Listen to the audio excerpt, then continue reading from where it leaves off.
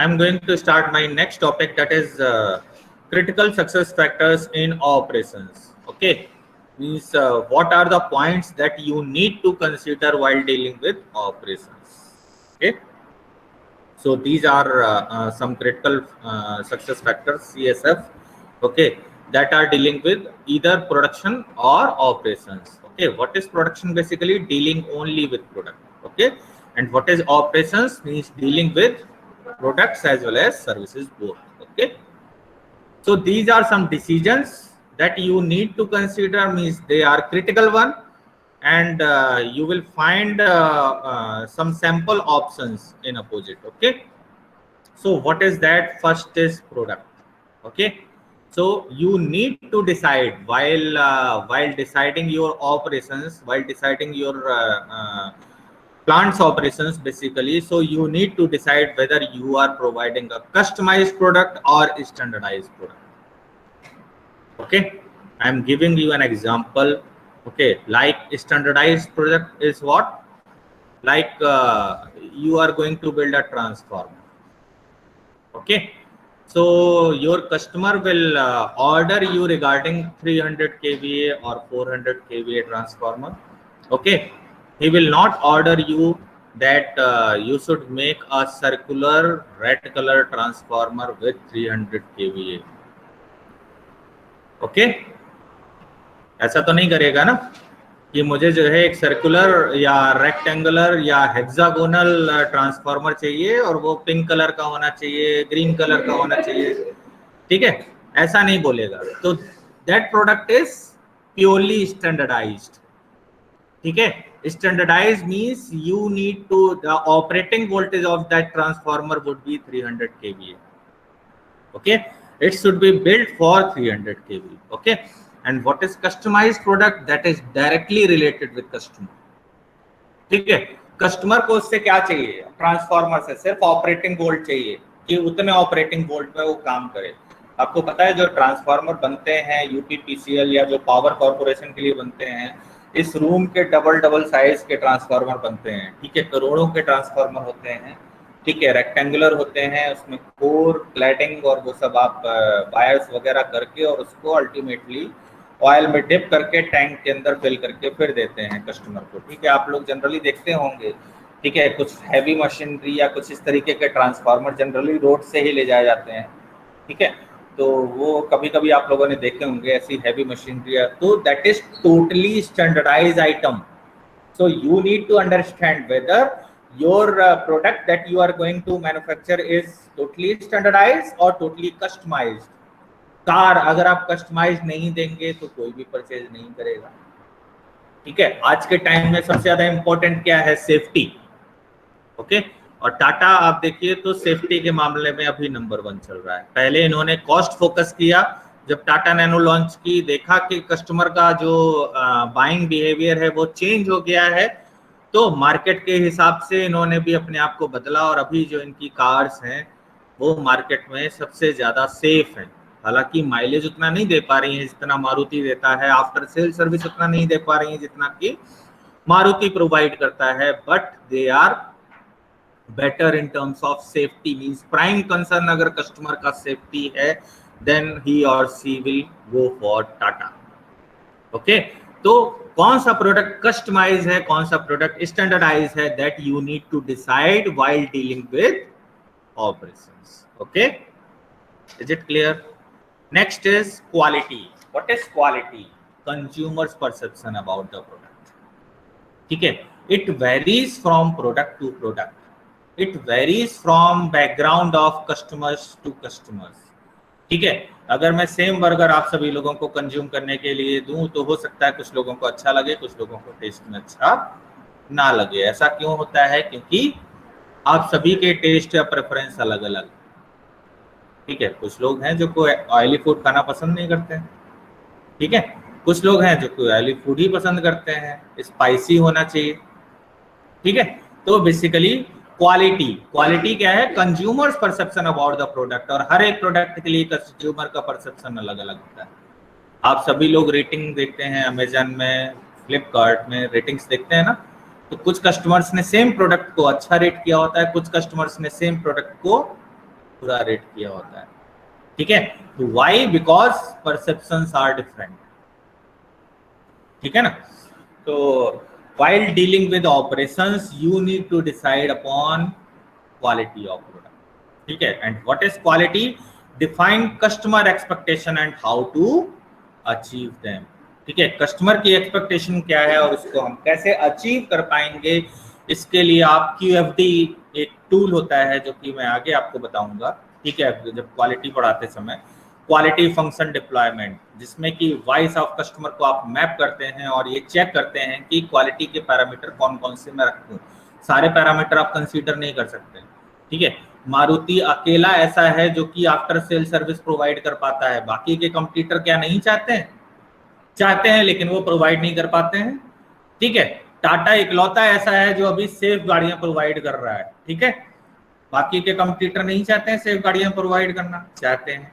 मारुति कई बार क्रिटिसाइज हुआ है, लेकिन वो सेफ्टी में उतना काम नहीं कर पा रहा है, क्योंकि दोनों चीजें एक साथ नहीं चल सकती।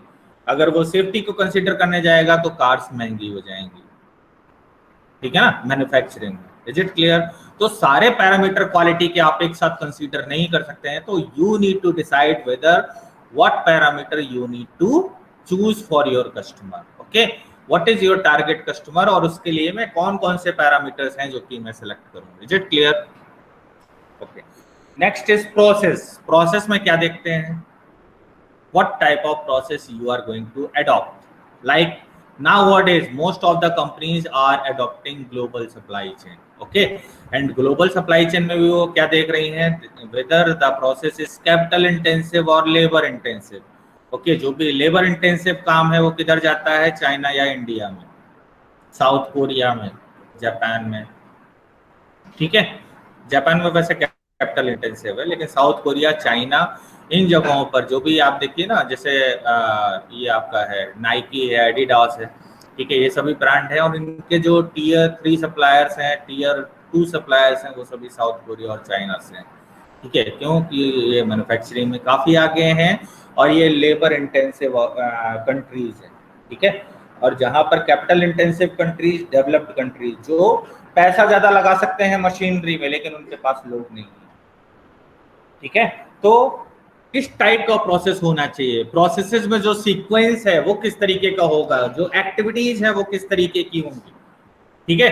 That you need to decide. उन एक्टिविटी को स्ट्रीमलाइन करना, उसमें फ्लो को मैनेज करना, जैसे मैंने बताया था कि एक असेंबली लाइन चल रही है, उसमें बीच में एक स्लो वर्कर रख दीजिए, क्या होगा, इधर का जो कह सकते हैं जो असेंबली लाइन है उसमें जो इधर के वर्कर्स हैं वो तो जल्दी जल्दी काम करके दे रहे हैं, उसके पास इकट्ठा होता जा रहा है, और आगे के वर्कर आराम से बैठे हुए हैं, जब आएगा तब देखेंगे, ठीक है ना।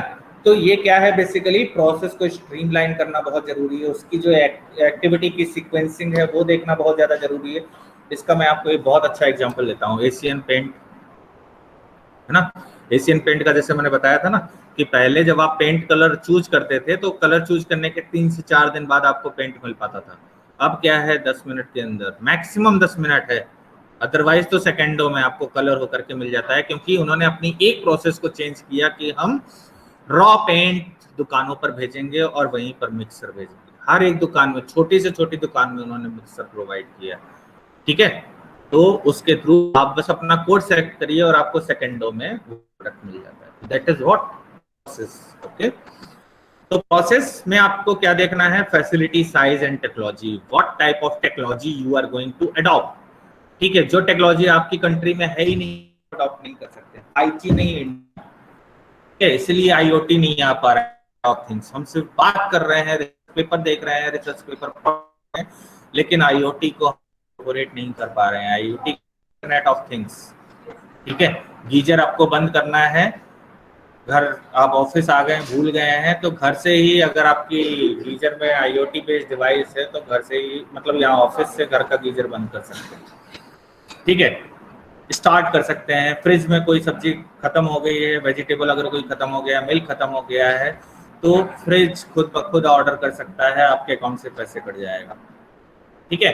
सो all these things are possible by applying 5G, है ना। जब 5G को हम इम्प्लीमेंट कर पाएंगे उसके बाद हम इसको IoT को पूरी तरीके से अडॉप्ट कर पाएंगे। और ऐसा डेवलप्ड कंट्रीज में है पॉसिबल, है ना, डेवलप्ड कंट्रीज में ये सभी आपको देखने को मिलता है। तो प्रोसेस आपकी उसी तरीके की होगी जैसा कि कंट्री में अवेलेबिलिटी है। अगर कंट्री में अवेलेबिलिटी नहीं है तो आप चाह करके भी वो प्रोसेस अडॉप्ट नहीं कर सकते, ठीक है ना।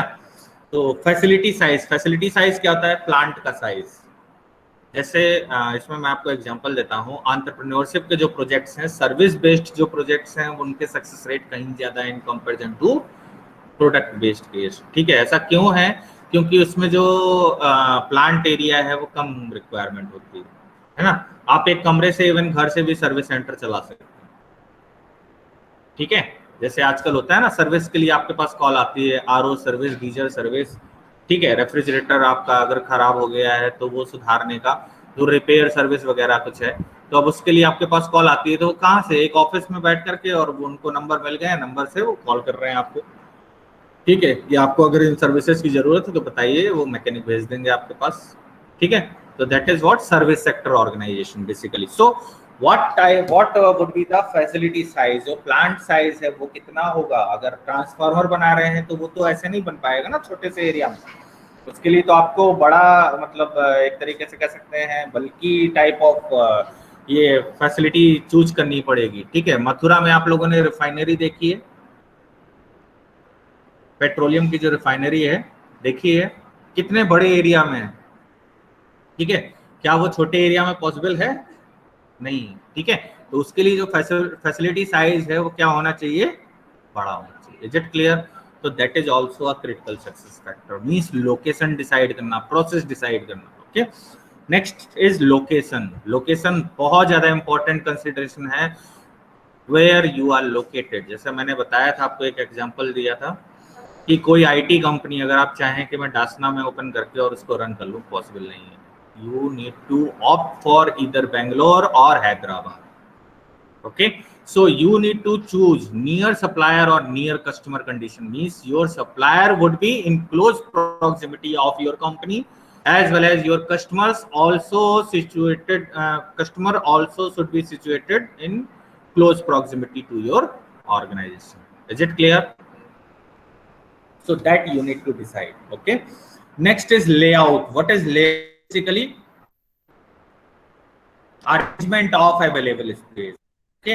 So what cells, like seen call center operation. So call center generally they are having small work cells, okay. Offices, in banks you have seen different type of setup, okay. May I help you? Counter is in open space, okay. And after that there are my various cubicles, and some are covered cubicles, okay. So what is that? Basically because these cubicles are having certain cash transactions, okay. So they are covered cubicles basically, okay. So what type of layout you are going to adopt, that is also a critical success factor while dealing with operations, okay. Next is human resource. What is human resource? What type of human resource are you having, okay, whether it is specialized or enriched, okay. Specialized, like you are going to operate lathe machine or CNC machine, okay. So for that you will hire a specialized labor. Generally plant के बाहर जाकर के देखिए, वहां लिखा होता है कि CNC मशीन ऑपरेट करने के लिए लड़का चाहिए, है ना। हिंदी में ही लिखते हैं क्योंकि उसको ताकि पढ़े, और जिसको मतलब चाहिए रिक्वायरमेंट है वो इस नंबर पर कांटेक्ट करे, ठीक है। तो these are specialised job. Lathe machine के लिए या CNC मशीन के लिए या कैड के लिए, कैम के लिए, तो इन सब सॉफ्टवेयर को चलाने के लिए या इन सब मशीनरी को चलाने के लिए स्पेशलाइज्ड पर्सन चाहिए, ठीक है। Next is specialised. Enriched is what means work is not so critical, ठीक है। Generally lot money organisations are project organisations, and हम क्या करते हैं, जैसे 6 सिग्मा है, ठीक है। 6 सिग्मा में क्या होता है? ग्रीन बेल्ट सर्टिफिकेशन होता है। ग्रीन बेल्ट में आप डिफरेंट प्रोजेक्ट हैंडल करने के बाद आप ब्लैक बेल्ट हो जाते हैं। ब्लैक बेल्ट में डिफरेंट सर्टिफिकेशन गेन करने के बाद you will be master black belt, okay. So that is what enriched job, okay. Next is supply chain. Single source or multiple source, means you are sourcing from a single place, or you are sourcing from a multiple supplier. Like an automobile product is made up of more than 30,000 components. Okay, so for that you would not be able to manage only a single supplier. Okay, for that you need to have hundreds or even thousands of suppliers. Okay, so that is basically supply chain, managing supply chain. Okay, from where you are sourcing. Okay, Amul is sourcing a lot many farmers. Amul is sourcing milk from lot many farmers. Okay, so what is that? Basically managing supply chain. Okay, managing the milk of all those farmers, sourcing them. Okay, after that chilling this milk and transport this milk to the processing plant. After that pasteurize it, pack it to the packets, and send it to the customer. So that is managing supply chain basically. Okay, next is inventory. Inventory is what? Stock that is that you are having in your warehouse. Okay, so when to order, how much to keep on hand. Okay, that are some important consideration that you do. Okay, next is schedule. What is schedule? Basically stable or fluctuating production rate. As I have told earlier in finite scheduling, that finite means fixed. Okay, what is the frequency of your production. Okay, आप जाइए किसी भी plant को visit करने, वहां लिखा होता है आज की कैपेसिटी. क्यों लिखी होती है? कि आज की डिमांड इतनी है ना, तो डिमांड इतनी मींस आज इतनी यूनिट बन करके यहाँ से डिस्पैच हो जानी चाहिए. ठीक है, तो स्टेबल हमें रखना है या फ्लक्चुएटिंग रखना है. ठीक है, स्टेबल कब होता है? अनलिमिटेड डिमांड है, आप लिमिटेड बना सकते हैं तो स्टेबल है. अदरवाइज आप कोशिश क्या करते हैं, अगर मेरे ऑर्गेनाइजेशन की डिमांड है तो मैं पूरी मीट करूं. ठीक है ना, तो that is what fluctuating. Okay, next is maintenance. What is maintenance? Repair करना है हमें प्रोडक्ट को, क्योंकि रिपेयरिंग में कॉस्ट आती है, दोबारा से मंगाएंगे, रिवर्स लॉजिस्टिक्स की कॉस्ट. ठीक है, फिर इसके बाद उसको ठीक करेंगे, फिर भेजेंगे, तो ये रिपेयर की कॉस्ट है. तो इसके बजाय आप क्या करें? प्रिवेंटिव मेंटेनेंस अडॉप्ट करें और प्रिवेंटिव मेंटेनेंस. ओके, तो प्रिवेंटिव मेंटेनेंस में क्या होता है? हम डिफेक्ट होने ही नहीं देंगे, ऑकर ही नहीं करने देंगे. ठीक है, पहले से ही हम प्रोसेसेस को चेक करेंगे, एक्टिविटीज को चेक करेंगे, कहीं पर भी कोई भी प्रॉब्लम होगी वहीं पर सॉर्ट आउट करेंगे. जैसे ट्रांसफार्मर बना रहे हैं, उसमें देख रहे हैं जो वायर लपेटा जाता है, अगर वो शॉर्ट सर्किटेड वायर डाल दिया तो पूरा ट्रांसफार्मर जो 300 kVA का आपने बनाया वो खराब हो गया, करोड़ों का ट्रांसफार्मर. ठीक है, तो जब वायर आपने लगाया उसके बाद उसको वहीं पर चेक कर लिया कि ये शॉर्ट सर्किटेड तो नहीं था, कोर है वो अच्छे से चिपकी है या नहीं चिपकी है, बेल्ड हुई है या नहीं हुई है, उसकी प्रॉपर कटिंग हुई है या नहीं हुई है एजेस की. ठीक है, तो ये सारी चीजें आपको पहले ही देख लेना चाहिए, जिससे कि जो हैवी प्रोडक्ट है उसको दोबारा से करोड़ों का ट्रांसफार्मर दोबारा से मंगा करके फिर ठीक करके बेचना काफी कॉस्टली होगा. इससे बेटर है कि उसको पहले ही चेक कर लिया जाए. Okay, so these are some critical success factors in operations that you need to consider while dealing with operations. Okay.